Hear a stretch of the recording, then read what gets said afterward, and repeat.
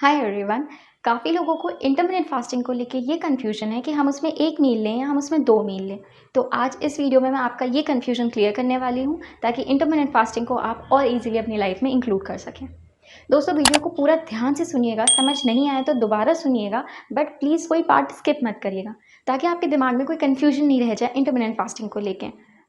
तो दोस्तों, 1 मील लें या 2 मील लें, इसका जवाब आप खुद दे देंगे जब आपको फैट के बारे में एक इम्पॉर्टेंट बात पता चल जाएगी।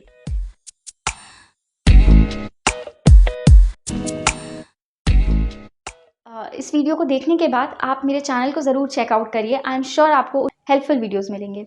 तो दोस्तों, आप फैट को अभी तक बहुत ही ज़्यादा दुश्मन वाली नज़रों से देखते हैं। आपको लगता है कि फ़ैट आपकी बॉडी का कोई दुश्मन है, कोई बहुत ऐसी चीज़ है जो आपको बुरा बनाती है, अच्छा नहीं दिखते हैं आप जब आपकी बॉडी में वो ज़्यादा हो जाता है। आज मैं आपको एक बात बताना चाहती हूँ।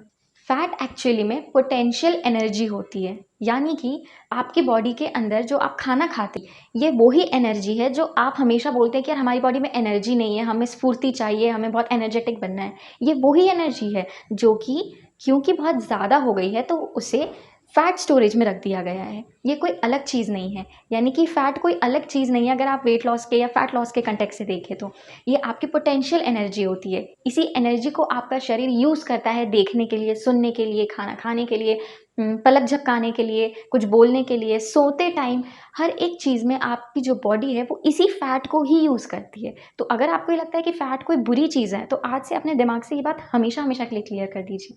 फैट बुरी चीज़ नहीं है, फैट एक्चुअली आप ही के बेनिफिट के लिए आपकी बॉडी स्टोर रखती है।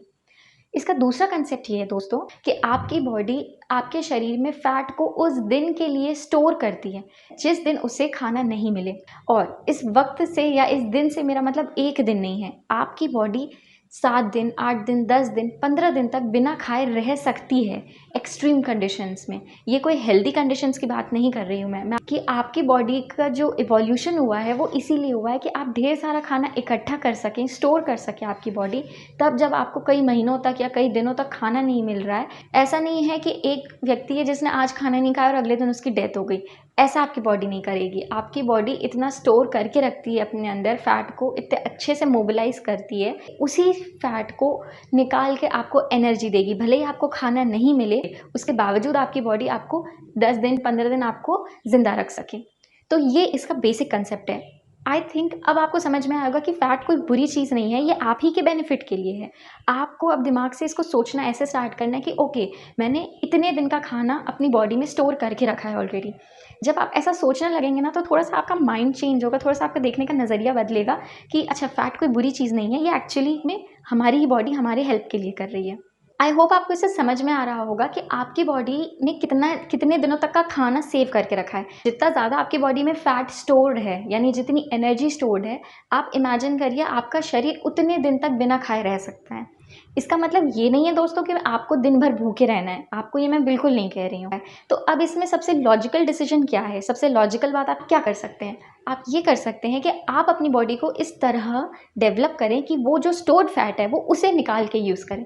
दोस्तों, आपकी बॉडी बहुत इंटेलिजेंट है, तो आपको उसको ट्रिक नहीं कर सकते हैं। आपको उसको हैबिट डालनी पड़ेगी। इसीलिए इंटरमिटेंट फास्टिंग या सिंपल जो फास्टिंग होती है उसका कंसेप्ट है, ताकि समय समय पर हम हमारे शरीर को खाने से ब्रेक दे सकें। जैसा मैंने कहा कि आपको भूखे बिल्कुल नहीं रहना है। इंटरमिटेंट फास्टिंग का मतलब ये कतई नहीं है कि आपको भूखे रहना है दिन भर।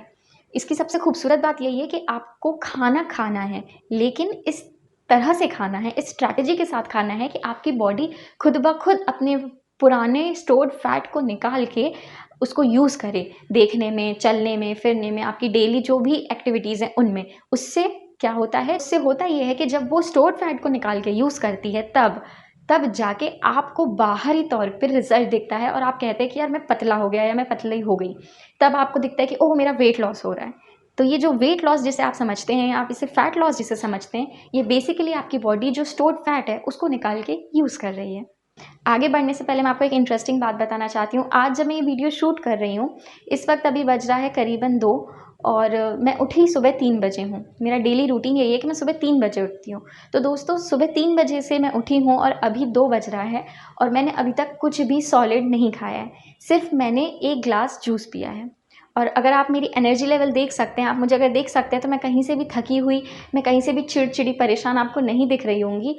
उसका रीज़न ये है कि जितना ज़्यादा समय के लिए हम फास्ट करते हैं, हमारी बॉडी उतना ज़्यादा खुद को डिटॉक्सिफ़ाई करती है, खुद को साफ़ करती है अंदर से। तो ये एक तरीके की क्लीनिंग हो रही है मेरी बॉडी की, और ये सभी के साथ होता है। लेकिन इसका एक प्रोसेस होता है, इसका एक तरीका होता है। आपको अपनी बॉडी को धीरे-धीरे फास्टिंग की हैबिट डालनी पड़ती है। तो मैं आपको ये सब करने के लिए अभी नहीं कह रही हूँ, मैं सिर्फ़ आपसे अपनी लाइफ़स्टाइल शेयर कर रही हूँ कि मैं क्या कर रही हूँ। इस बारे में हम किसी और वीडियो में कभी और बात करेंगे। दोबारा हम बात करते हैं हमारे इस टॉपिक के बारे में।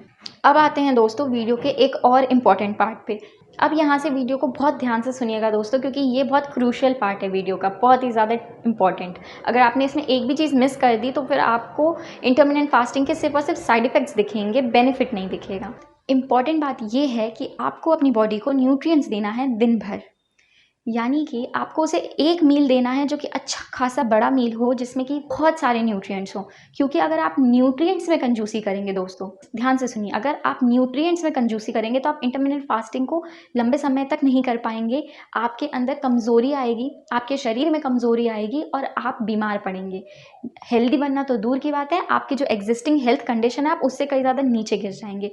तो ये गलतफहमी में बिल्कुल मत रहिए कि आपको कम खाना है। खाना आपको अच्छा खाना है, पर वो एक बार खाना है। कि आप अगर न्यूट्रिएंट डेंस फूड लेंगे तो आपको भूख लग ही नहीं सकती। ये कोई लॉजिक ही नहीं है कि अगर आप अच्छे से अच्छे न्यूट्रिएंट्स वाला फूड खा रहे हैं, आपने वो एक अच्छा बड़ा मील लिया है और दिन भर आपने जूसेस और सैलेड्स को सैलेड्स अपनी बॉडी को देते जा रहे हैं, जूसेस और सैलेड्स आप अपनी बॉडी को देते जा रहे हैं, तो ऐसा हो ही नहीं सकता कि आपको भूख लगे, या ऐसा हो ही नहीं सकता कि आप बीमार पड़ें। आपको क्या क्या करना है, तो आपको उसमें अच्छे से अच्छे कार्ब्स लेने हैं, वेजिटेबल कार्ब्स लेने हैं, कार्बोहाइड्रेट्स यानी कि आपको हेल्दी फैट्स लेना है, आपको अच्छी क्वालिटी का प्रोटीन लेना है। और प्रोटीन से मेरा मतलब है कि प्रोटीन बॉक्सेस नहीं, नॉर्मल प्रोटीन जो हमारे वेजिटेरियन डाइट में, इसी तो आपको ये 3 चीज़ें लेनी है। तो आपको हेल्दी कार्ब्स, प्रोटीन्स और फैट्स लेने हैं। उस मील को ऐसा बनाना है कि उसमें ये तीनों गुण हों।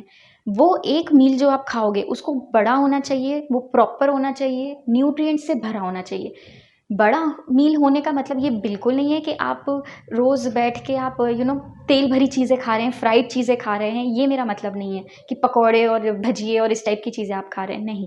वो न्यूट्रिएंट से भरा होना चाहिए।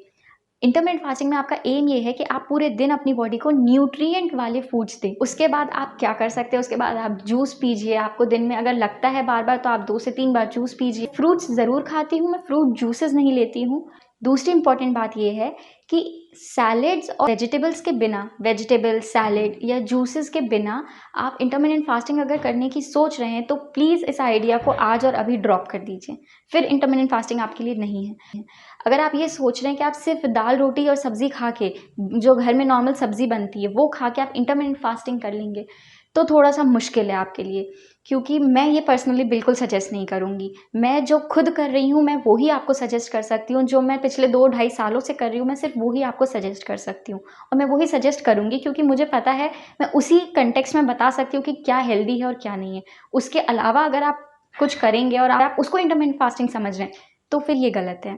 तो अगर आप ऐसा सोच रहे हैं तो इसका आइडिया प्लीज़ ड्रॉप कर दीजिए। दोस्तों, आई होप आपको आपके सवाल का जवाब मिला हो इस वीडियो में। मिल गया हो कि आपको 1 मील खाना है या 2 मील खाना है। ऐसा नहीं है कि आप 2 मील नहीं खा सकते, लेकिन जो मैंने भी आपको इतना सब कुछ बताया है, अगर आप उसको अच्छे से समझ गए तो मुझे नहीं लगता कि आपको दूसरे मील की ज़रूरत पड़ेगी।